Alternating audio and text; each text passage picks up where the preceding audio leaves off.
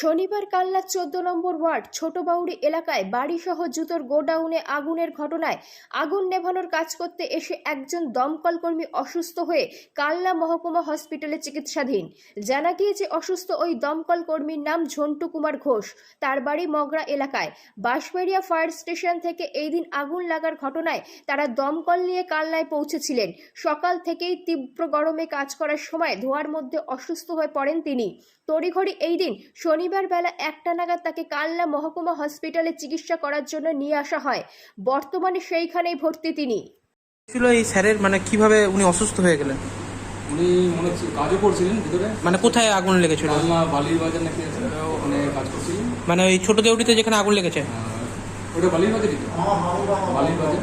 হ্যাঁ, করতে করতে উনি অসুস্থ হয়ে গেলেন। তারপরে আমরা ধরে নিয়ে একটা জায়গায় বসাই, জল দিই, খাওয়া দাওয়া করি।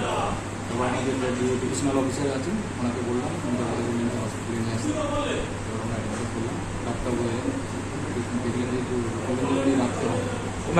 প্রচন্ড ধোঁয়ার মধ্যে কাজ করতে গিয়ে ধোঁয়ার মধ্যে কাজ হয়েছে, ধোঁয়ার মধ্যে কাজ করেছে। কখন থেকে কাজ চলছিল আজকে সকালে? সকালে তো আমরা তো দেখুন বাঁশবেড়িয়া থেকে এসেছি, আমরা তো একটু পরে এসেছি। আর যারা ছিলেন তারা বললেন সকাল 5:30 থেকে নাকি কাজ হচ্ছে। আচ্ছা, দিয়ে তারপরে উনি হঠাৎই অসুস্থ হয়ে পড়ে, দিয়ে এখন হসপিটালে ভর্তি। কি বলেন ডাক্তারবাবু, সুস্থ আছেন? ডাক্তারবাবু বলেন এখন আজকের দিনটা ওনাকে রাখতে হবে, পুরোপুরি এখন সুস্থ নেই। ওনাকে তারপরে ট্রিটমেন্ট করে শোনা। ওনা কোথায় কাজ করেন উনি? ওনার বাঁশবেড়িয়া ফায়ার স্টেশন।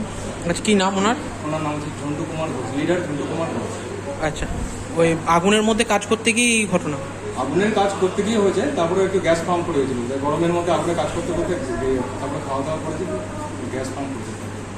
আচ্ছা, কী নাম আপনার? আমার নাম তাপস পাল। কালনা থেকে রীতা ভট্টাচার্যের রিপোর্ট, সুন্দর বাংলা নিউজ।